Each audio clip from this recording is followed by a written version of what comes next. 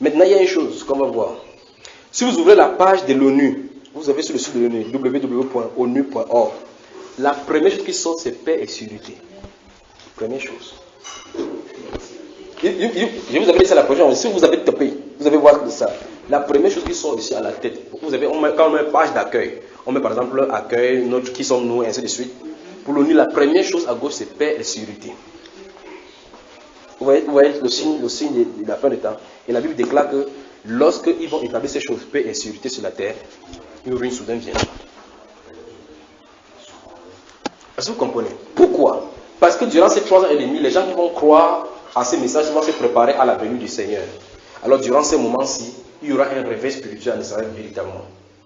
Satan ne peut plus tromper les gens. La langue sera rompue et il va commencer maintenant. On va voir son vrai visage à partir d'ici.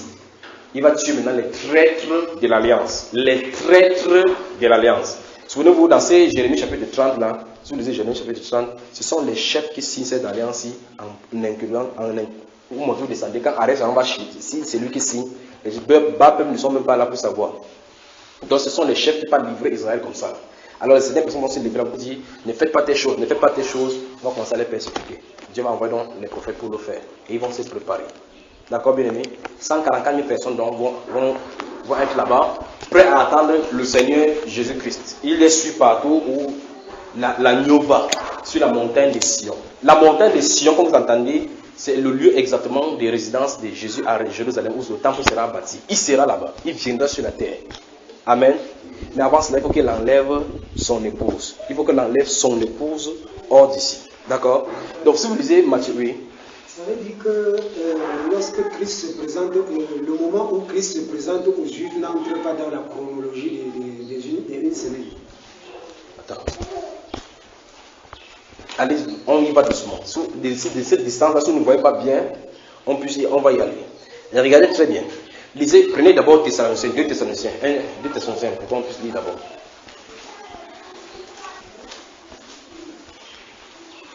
Maintenant, si vous avez 2 Thessaloniciens, je vais commencer à vous citer les Écritures là maintenant. On y va?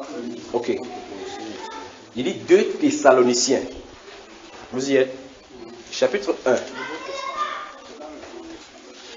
2 Thessaloniciens, chapitre 1. Lisons les versets 4 à 10. Allons-y. Aussi nous glorifions-nous de vous dans les églises de Dieu à cause de votre persévérance et de votre foi au milieu de toutes vos persécutions et des tribulations que vous avez à supporter. C'est une preuve du juste jugement de Dieu pour que vous soyez jugés dignes du royaume de Dieu pour lequel vous souffrez. Car il est de la justice de Dieu de rendre l'affliction à ceux qui vous affligent et de vous donner, à vous qui êtes affligés, du repos avec nous, lorsque le Seigneur Jésus apparaîtra du ciel avec les anges de sa puissance, au milieu d'une flamme de feu, pour punir ceux qui ne connaissent pas Dieu et ceux qui n'obéissent pas à l'évangile de notre Seigneur Jésus. Frère, la Bible est terrible. Vous voyez, je vous ai dit le langage de la Bible. Vous voyez, le premier comment on a dit, Jésus qui va apparaître avec les anges de sa puissance, pour nous allons dans le repos et pour punir ceux que, tout ce qu'il a dit, vous voyez que quand Jésus va venir à Dieu, il va punir les gens. Pourtant, il y a des écarts entre tout ce qu'il a dit là maintenant. Il dit bien, pourtant, il y a les écarts. On va toucher quelque part là-bas. Allons-y. Continuons. Au milieu d'une flamme de feu pour punir ceux qui ne connaissent pas Dieu et ceux qui n'obéissent pas à l'évangile de notre Seigneur Jésus. Allons. Ils auront pour châtiment une ruine éternelle, loin de la face du Seigneur et de la gloire de sa force, lorsqu'il viendra pour être en ce jour-là glorifié dans ses saints et admiré dans tous ceux qui auront cru, car notre témoignage auprès de vous a été cru. Arrêtons là-bas. Donc si on prend seulement le temps pour parler de ces 5 versets, 6 versets des Thessaloniciens, c'est encore notre un jour là-bas maintenant. Parce que plusieurs choses sont notées là-bas. Alors au chapitre 2, on va voir quelque chose au chapitre 2. Observez ici, on dit qu'il vient au milieu d'une flamme pour punir ceux qui ne connaissent pas Dieu et ceux qui n'obéissent pas à l'évangile. Vous avez vu? Quand il vient au milieu de ce feu, c'est pour juger, n'est-ce pas? Ok, maintenant, lisons le chapitre 2, à partir du verset 1. Écoutons très bien. Écoutons. Pour ce qui concerne l'avènement de notre Seigneur Jésus-Christ et notre réunion avec lui, oui. Nous vous prions, frères, de ne pas vous laisser facilement ébranler dans votre bon sens et de ne pas vous laisser troubler, soit par quelques inspirations, soit par quelques paroles ou par quelques lettres qu'on dirait venir de nous, oui. comme si le jour du Seigneur était déjà là. Stoppons. Regardons. Relisons encore le verset 1. Allons-y. Pour ce qui concerne l'avènement de notre Seigneur Jésus-Christ et notre réunion avec lui. Stop. Vous avez vu ce que l'apôtre, le Saint-Esprit parlait là? En ce qui concerne l'avènement de notre Seigneur et notre réunion avec lui. Ne vous laissez pas ébranler par quelque chose comme si nous avons fait, comme si le jour du Seigneur est déjà là. Attendez, regardez. Pour ce qui concerne le moment où Jésus va venir pour chercher son église, ne vous laissez pas ébranler comme si c'était que son retour était déjà là.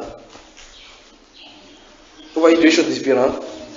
Il dit, pour ce qui concerne l'avènement de notre Seigneur Jésus-Christ et notre réunion avec lui, ne vous laissez point ébranler par quelques lettres ou par quelques paroles qu'on dira venir de nous, comme si le jour du Seigneur. Le jour du Seigneur, c'est le jour du jugement. Ouais, c'est deux choses différentes qu'on a de parler là maintenant. C'est terrible, vraiment.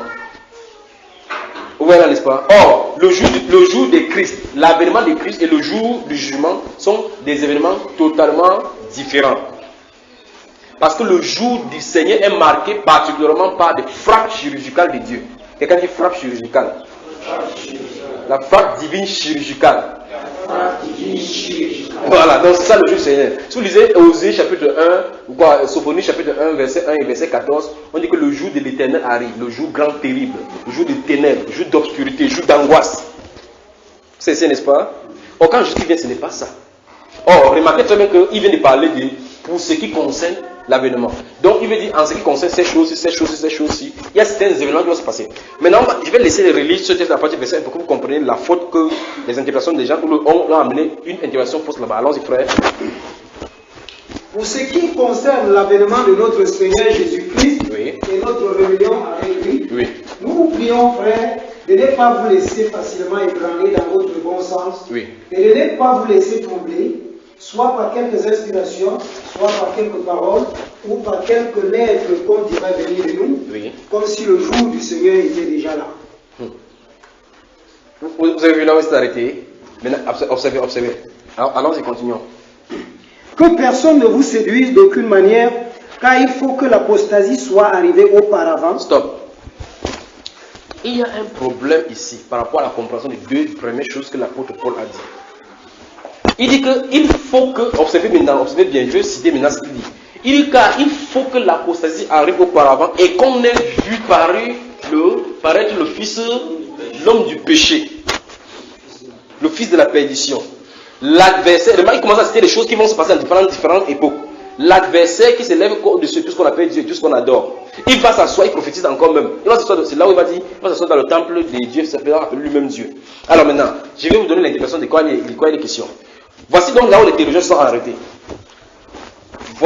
Il dit bien, voici là, parce qu'il y a là trois positions par rapport à cet enseignement. Si les gens disent que non, l'église va passer par la grande tribulation. D'autres disent non, c'est au milieu des tribulations que l'église sera enlevée. D'autres disent que non, l'épouse va être enlevée avant que les grandes tribulations vont avoir lieu. C'est la position que je suis en train d'enseigner.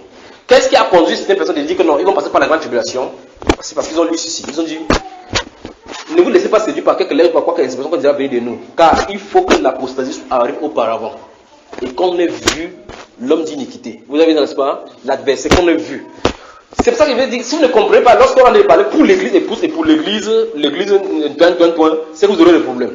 Il a cité deux choses différentes. Parce que c'est justement parce que l'apostasie va se manifester que le jugement de Dieu va venir sur la terre. On a vu ça tout à l'heure là que quand l'apostasie se manifeste à son paroxysme, lorsque l'homme d'iniquité se trouve sur la terre, tout ce qu'on a vu là tout à l'heure là, c'est parce que la lumière du monde a été enlevée. Les chrétiens ont été enlevés. Or, l'apôtre Paul dit qu'il faut qu'on ait vu l'homme. Or, quand il dit voir l'homme, chaque fois, il vous a dit tout à l'heure, chaque fois qu'on va parler de quelque chose, l'église va avoir lieu. Quand tu vois l'homme d'iniquité se manifester sur la terre, l'adversaire qui va se lever au-dessus de tout ce qu'on appelle Dieu. Pourtant, devant cet adversaire, lorsque l'église est sur la terre, Jésus n'a rien pouvoir sur lui.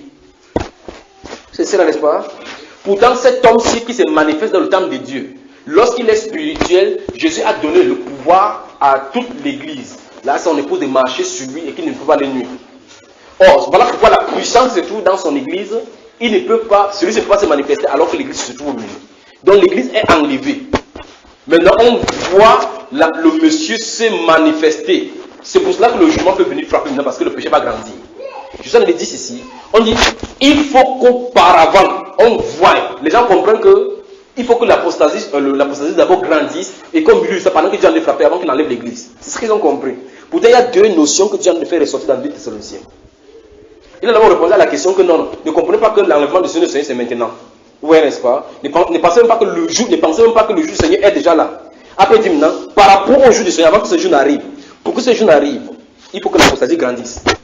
Il ne parle pas de l'enlèvement. L'enlèvement, il est mis de côté. Chaque fois, ça va se passer de façon silencieuse. Chaque verset, vous allez voir l'enlèvement, ça va se passer de façon silencieuse. Vous savez cela après? Sinon, si vous lisez la Bible, vous allez comprendre comme si vous lisez ça littéralement, vous allez saisir comme si, normalement, il faut que l'Antichrist se manifeste sur la terre. On commence à voir le péché grandir avant que les religions soient enlevées. D'abord, si vous lisez comme ça, vous allez comprendre que c'est comme ça. Pourtant, c'est parce que j'ai dit qu'il faut comprendre le langage de Dieu. Pour ce qui concerne l'avènement de notre Seigneur Jésus-Christ, et lorsqu'il vient, nous nous réunissons avec lui. Regardez bien, verset 1. Pour ce qui concerne l'avènement de notre Seigneur et notre réunion avec lui, nous vous prions, frères, de ne pas vous laisser séduire, soit par quelques lettres qu'on dira venir de nous, comme si le jour du Seigneur est déjà là. Voilà, n'est-ce pas? Comme si le jour du Seigneur est déjà là. Il faut d'abord qu'on ait vu l'homme depuis. Il a fini avec l'enlèvement depuis. C'est du jour du Seigneur dont je voulais parler. C'est les caractéristiques d'avant-jour du Seigneur qu'il a vu venir. Vous saisissez, frère? C'est ce que je comprends. Maintenant, allons-y. Il veut toucher quelque part parce qu'on a parlé de l'apparition de Jésus. Allons-y. L'adversaire qui s'élève au-dessus de tout ce qu'on appelle Dieu ou de ce qu'on adore jusqu'à s'asseoir dans le temple de Dieu, se proclamant lui-même Dieu. On a résolu le problème du temple ici là maintenant, n'est-ce pas? Parce que le chrétien qui est rempli du Saint-Esprit est le temple du Saint-Esprit maintenant. Satan ne peut pas entrer en lui. Parce que pour que Satan puisse entrer en tous les chrétiens, il faut qu'il soit omniprésent. C'est-à-dire qu'il soit capable d'être en toi. C'est seulement Dieu qui a ses capacités. Donc, comme il est unique, il doit s'asseoir dans un temple unique. Donc, c'est une temple physique dont on dit parler ici. Oui.